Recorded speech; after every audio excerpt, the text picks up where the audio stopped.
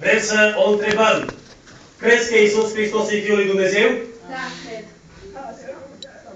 Aș vrea să te mai întreb, crezând în Domnul Iisus, crezi că El a murit pe cruce ca să fie iertată și să fim noi iertați? Da, cred. Mărit să fie Domnul. Amin.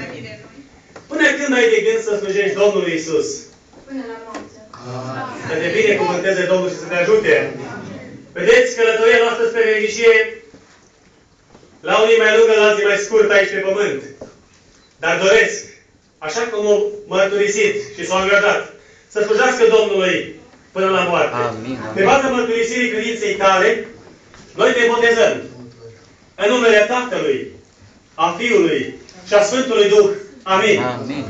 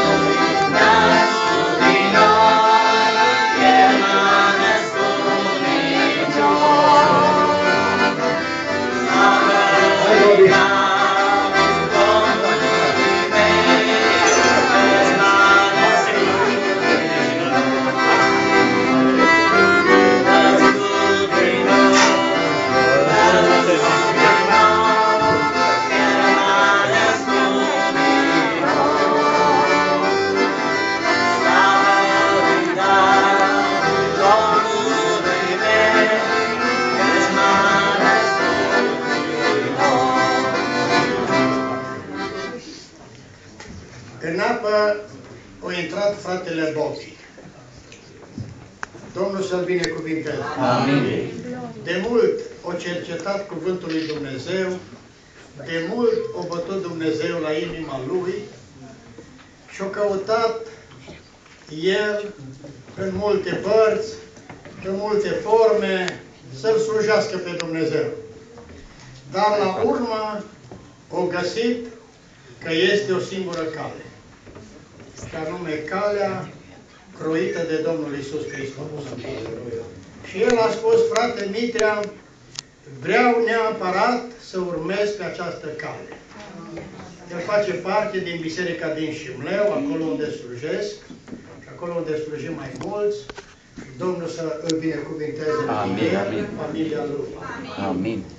El este căsătorit, are soție, care ne rugăm cu toții Domnului, ca Domnul să o binecuvinteze și pe ea, ca să încheie un legământ cu Domnul. Gloria Lui. Într-adevăr, soția este un ajutor potrivit. Și am vrea cu adevărat ca să fie cu adevărat un ajutor potrivit pentru el și el un ajutor potrivit pentru ea. Și intrând în apa botezului, el va face o mărturie înaintea lui Dumnezeu și înaintea noastră. Și îl întreb, crezi tu că Iisus Hristos e Fiul lui Dumnezeu? Da. Dumnezeu să te binecuvinteze. Crezi că El a murit în Golgota pentru păcatele tale? Da. Crezi că sângele lui Iisus Hristos are putere de spălare, de curățire a tuturor păcatelor tale? Din toată inima, da. Amin. Domnul să te binecuvinteze. Legământul pe care îl faci astăzi în apa botezului, urmând pilda Domnului Iisus Hristos, până când ești hotărât să-l ții? Până în veșnicie. Amin. Domnul să-l binecuvinteze. În baza credinței lui, a mărturisirii lui cu gură, noi îl botezăm în numele Tatălui, a Fiului și a Sfântului Duh. Amin.